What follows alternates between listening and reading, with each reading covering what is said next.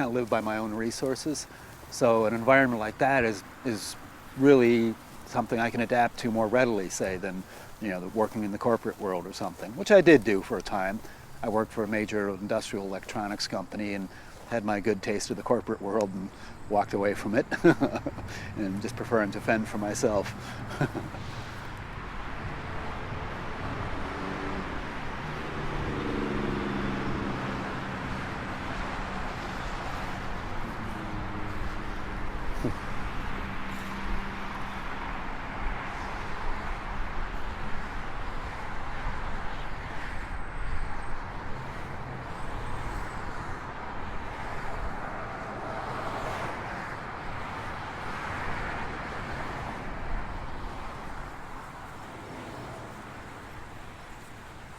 My reason for being interested in that type of technology is more of a creative thing, like problem solving and puzzles, but then in the corporate world it just becomes more like, okay, who's going to get ahead and who's going to get the raise and who's going to get the promotion, and that competition that happens within the ranks with people that you really would be working with.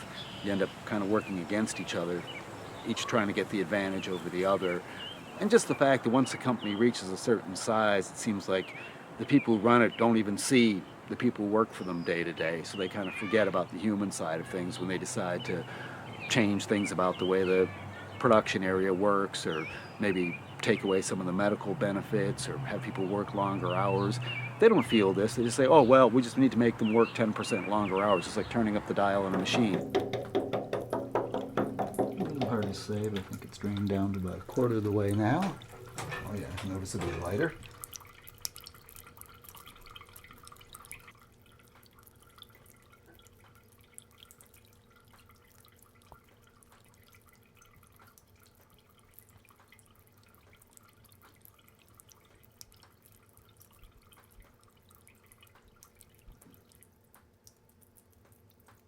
I was laid off because the company fell on hard times, working with the auto company even back then. It was kind of funny because I guess they expected me to be really angry about being laid off from the company after being there that long, and I laughed when they told me about it and said, oh, okay, I'm going to get to collect unemployment, have a 6-month paid vacation, and go find something better to do with my life. This sounds great. Where do I sign up? And a lot of people were sorry to see me go because I was the guy who made the stuff work. And little by little, got involved in just kind of doing handyman repairs, fixing stuff around houses. And, it's, I don't know, I guess it's a good skill to have. It's good to have those kind of skills, and that's, especially for surviving.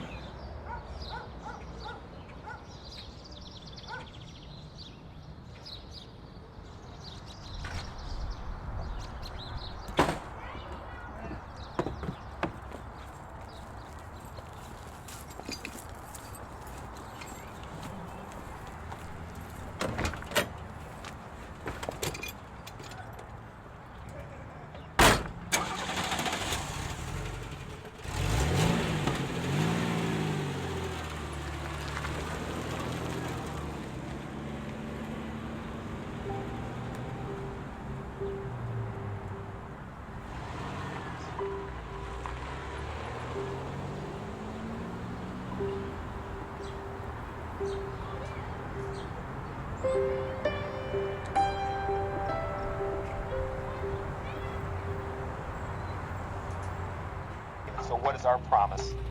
Our promise is to deliver what we need to do in our plan, to deliver a business that can create value so that those sacrifices are worth it, so that people have sacrificed for something that means something. General Motors, the Detroit stalwart, once the world's largest corporation, died today. It was 100 years old. The company, founded on September 16, 1908 by William C. Durant, by the 1920s, GM creates a brand lineup: Buick, Pontiac, Chevrolet, Oldsmobile, and Cadillac, aimed at different groups of buyers. But at the end of the road, bankruptcy, when all the parties involved cannot agree to leaner terms.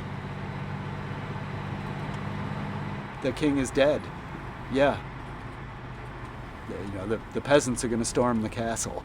I mean, the castles are a little different now, but yeah, that does happen. Well, the peasants learned to make for themselves, you know.